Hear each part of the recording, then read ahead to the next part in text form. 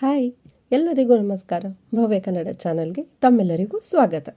ನಾವು ಹಿಂದಿನ ತರಗತಿಯಲ್ಲಿ ಪ್ರಬಂಧಗಳ ಬಗ್ಗೆ ತಿಳ್ಕೊತಾ ಇದ್ವಿ. ಪ್ರಬಂಧ ಎಂದರೇನು, ಅದರಲ್ಲಿ ಬರುವ ಅಂಶಗಳನ್ನು ನೋಡಿದ್ವಿ.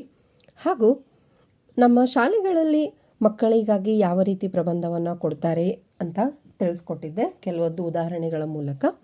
ಮತ್ತು ಸ್ಪರ್ಧಾತ್ಮಕ ಪರೀಕ್ಷೆ ಅಂದರೆ ಕಾಂಪಿಟೇಟಿವ್ ಎಕ್ಸಾಮ್ನಲ್ಲಿ ಯಾವ ರೀತಿ ಪ್ರಬಂಧಗಳನ್ನು ಕೊಡ್ತಾರೆ ಅಂತ ಸ್ವಲ್ಪ ಉದಾಹರಣೆಗಳ ಮೂಲಕ ನಿಮಗೆ ತಿಳಿಸಿದ್ದೆ. ಈಗ ಶಾಲೆಗಳಲ್ಲಿ ಯಾವ ರೀತಿಯಾಗಿ ಮಕ್ಕಳಿಗೆ ಪ್ರಬಂಧವನ್ನು ಕೊಡ್ತಾರೆ ಅಂತ ನೋಡೋಣ. ಅವು ಯಾವ ರೀತಿ ಬರಿಬೋದು ಅಂತ ತಿಳಿಸ್ಕೊಡ್ತೀನಿ.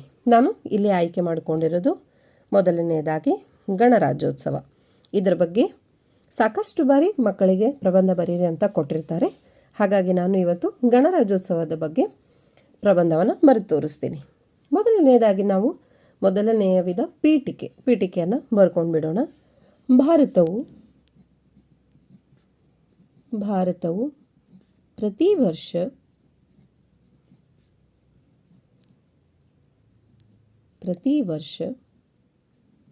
ಜನವರಿ 26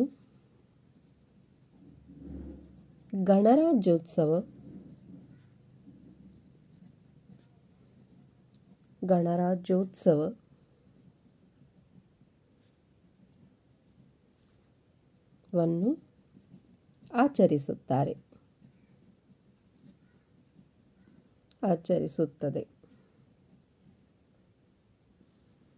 ಭಾರತವು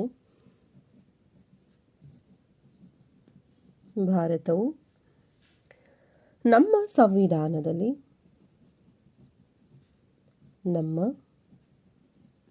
ಸಂವಿಧಾನವು ಜಾರಿಗೆ ಬಂದ ದಿನವಾಗಿ ಜನವರಿ 26 ಆಚರಿಸುತ್ತದೆ.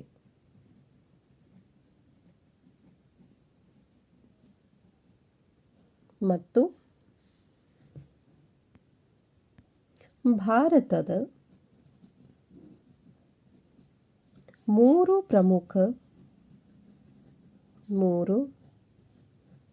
ಪ್ರಮುಖ ರಾಷ್ಟ್ರೀಯ ಹಬ್ಬಗಳಲ್ಲಿ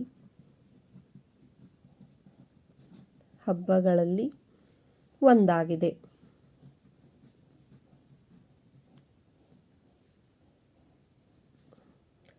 ಜನವರಿ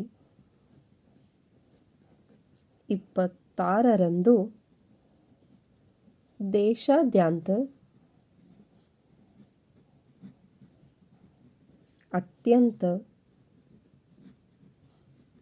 ಉತ್ಸಾಹದಿಂದ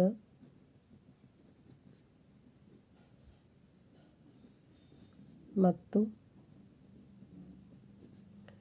ಗೌರವದಿಂದ ಆಚರಿಸುತ್ತಾರೆ.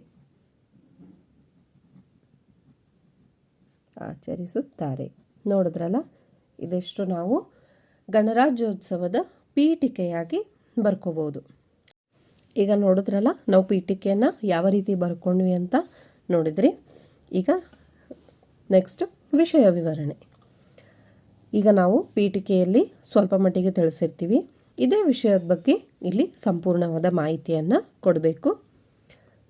ಜನವರಿ 26, 1950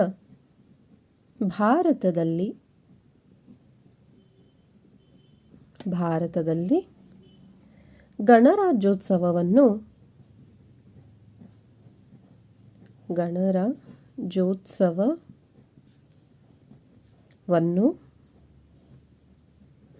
ಆಚರಿಸಲಾಗುತ್ತದೆ.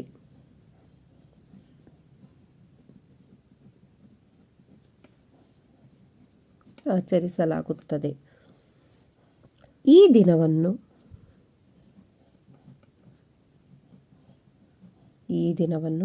ರಾಷ್ಟ್ರೀಯ ರಾಷ್ಟ್ರೀಯ ರಜಾದಿನವೆಂದು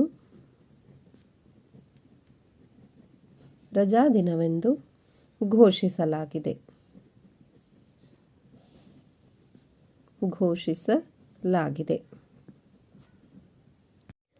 ಗಣರಾಜ್ಯೋತ್ಸವದ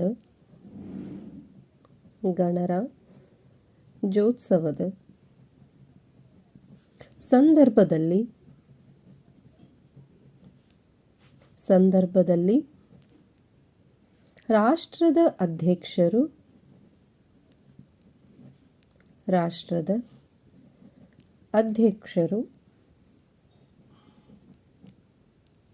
ರಾಷ್ಟ್ರಧ್ವಜವನ್ನು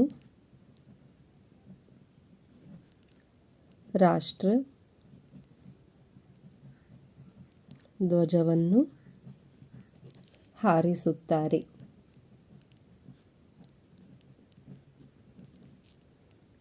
ನಂತರ ಎಲ್ಲರೂ ಸೇರಿ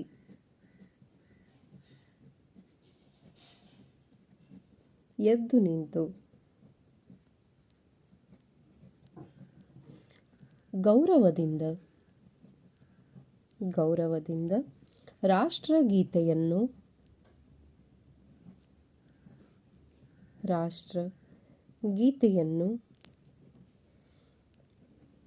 ಹಾಡಲಾಗುತ್ತದೆ.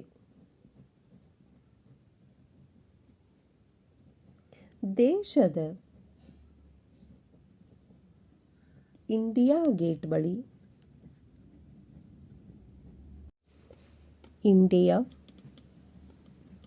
ಗೇಟ್ ಬಳಿ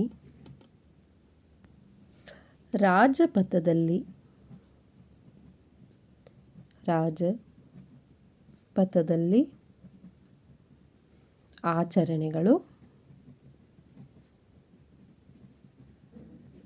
ಆಚರಣೆಗಳು ನಡೆಯುತ್ತವೆ. ಹಾಗೂ ಎಲ್ಲ ಸರ್ಕಾರಿ ಕಚೇರಿಗಳ ಮುಂದೆ ಹಾಗೂ ಶಾಲಾ ಕಾಲೇಜು ಸಂಘ ಸಂಸ್ಥೆಗಳ ಮುಂದೆ ಅತ್ಯಂತ ಶಿಸ್ತಿನಿಂದ ಗೌರವದಿಂದ ಧ್ವಜವನ್ನು ಹಾರಿಸುತ್ತಾರೆ. ನೋಡಿದ್ರಲ್ಲ, ಇದಿಷ್ಟು ನಾವು ವಿಷಯ ವಿವರಣೆಗಳಲ್ಲಿ ಬರ್ಕೋಬಹುದು. ಈಗ ನಾವು ಪೀಠಿಕೆ ಆಯಿತು ಮತ್ತು ವಿಷಯ ವಿವರಣೆ ಆಯಿತು. ಈಗ ಕೊನೆಯದಾಗಿ ಗಣರಾಜ್ಯೋತ್ಸವದ ಬಗ್ಗೆ ಉಪಸಂಹಾರ ಹೇಗೆ ಬರೀಬೇಕಂತ ತೋರಿಸ್ಕೊಡ್ತೀನಿ. ಈಗ ಉಪಸಂಹಾರ ಬರೆಯೋಣ. ಭಾರತದಲ್ಲಿ ಗಣರಾಜ್ಯೋತ್ಸವವನ್ನು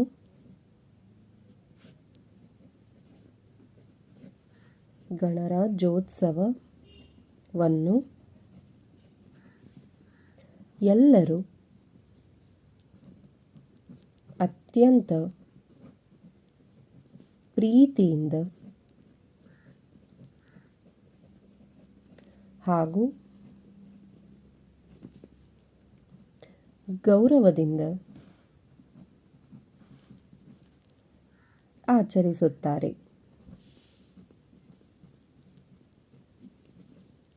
ಶಾಲೆಗಳಲ್ಲಿ ಮಕ್ಕಳು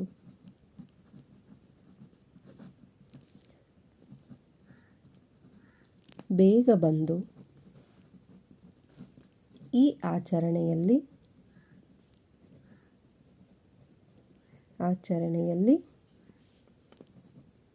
ಅತ್ಯಂತ ಶಿಸ್ತಿನಿಂದ ಪಾಲ್ಗೊಳ್ಳುತ್ತಾರೆ.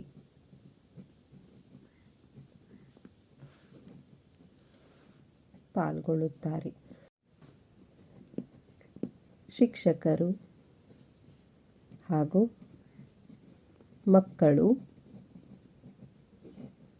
ಎಲ್ಲರೂ ಸೇರಿ ಧ್ವಜವನ್ನು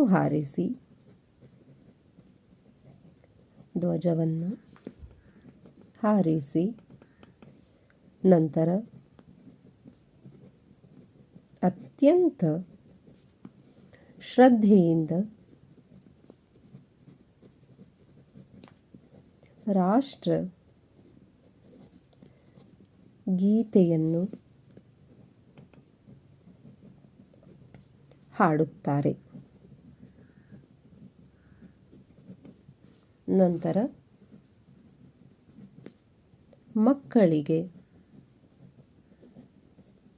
ಸಿಹಿ ತಿಂಡಿ ನೀಡುವುದರ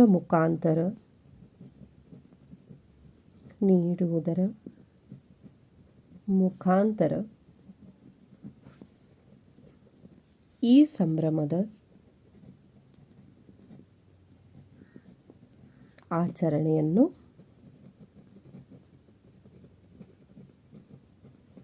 ಮುಕ್ತಾಯಗೊಳಿಸುತ್ತಾರೆ. ನೋಡಿದ್ರಲ್ಲ, ನಾವು ಭಾರತದ ಗಣರಾಜ್ಯೋತ್ಸವದ ಬಗ್ಗೆ ಪೀಠಿಕೆ ಬರ್ಕೊಂಡ್ವಿ, ವಿಷಯ ವಿವರಣೆ ಬರ್ಕೊಂಡ್ವಿ, ಹಾಗೂ ಈಗ ಕೊನೆಯದಾಗಿ ಉಪಸಂಹಾರವನ್ನು ಬರೆದುಕೊಂಡ್ವಿ. ನಿಮಗೆಲ್ಲ ಇಷ್ಟ ಆಯ್ತು ಅನ್ಕೋತೀನಿ. ಹಾಗಾದರೆ ಇಂದಿನ ತರಗತಿ ನೋಡಿದ್ರಲ್ಲ, ನಾವು 2 ವಿಷಯದ ಬಗ್ಗೆ ನಿಮಗೆ ಪ್ರಬಂಧವನ್ನು ಬರೆದು ತೋರಿಸ್ತಿದ್ದೀನಿ. ಮತ್ತು ಮುಂದಿನ ತರಗತಿಯಲ್ಲಿ ನಾನು ಸ್ಪರ್ಧಾತ್ಮಕ ಪರೀಕ್ಷೆಯಲ್ಲಿ ಯಾವ ರೀತಿ ಪ್ರಬಂಧ ಕೊಟ್ಟಿರ್ತಾರೆ ಅಂತ ನಿನ್ನೆ ತಿಳಿಸ್ಕೊಟ್ಟಿದ್ದೀನಲ್ವ, ಅದರ ಮೇಲೆ 2 ವಿಷಯದ ಬಗ್ಗೆ ನಿಮಗೆ ಪ್ರಬಂಧವನ್ನು ಬರೆದು ತೋರಿಸ್ತೀನಿ. ಅಲ್ಲಿ ತನಕ ನನ್ನ ವಿಡಿಯೋ ನೋಡ್ತಾ ಇರಿ. ಹಾಗೂ ಇವತ್ತು ಮಕರ ಸಂಕ್ರಾಂತಿ ಹಬ್ಬ ಆಗಿರೋದ್ರಿಂದ ನಮ್ಮ ಭವ್ಯ ಕನ್ನಡ ಚಾನಲ್ ಕಡೆಯಿಂದ ನಿಮ್ಮೆಲ್ಲರಿಗೂ ಮಕರ ಸಂಕ್ರಾಂತಿ ಹಬ್ಬದ ಹಾರ್ದಿಕ ಶುಭಾಶಯಗಳು. ದೇವರು ನಿಮಗೆ ಸದಾ ಆಯಸ್ಸು ಆರೋಗ್ಯ ಕೊಟ್ಟು ಕಾಪಾಡಲಿ ಅಂತ ಹೇಳ್ತಾ ಇದ್ದೀನಿ. ಇನ್ನೂ ನಮ್ಮ ಚಾನಲ್ನ ಯಾರು ಸಬ್ಸ್ಕ್ರೈಬ್ ಮಾಡದೆ ನೋಡ್ತಿದ್ದರೂ ಪ್ಲೀಸ್ ಸಬ್ಸ್ಕ್ರೈಬ್ ಮಾಡ್ಕೊಳ್ಳಿ, ನಮಗೆ ಸಪೋರ್ಟ್ ಮಾಡಿ, ಹಾಗೂ ವಿಡಿಯೋಗೆ ಒಂದು ಲೈಕ್ ಕೊಡೋದು ಮರಿಬೇಡಿ. ಧನ್ಯವಾದಗಳು. ಮತ್ತೆ ಮುಂದಿನ ತರಗತಿಯಲ್ಲಿ ನಿಮ್ಮನ್ನು ಭೇಟಿ ಆಗ್ತೀನಿ.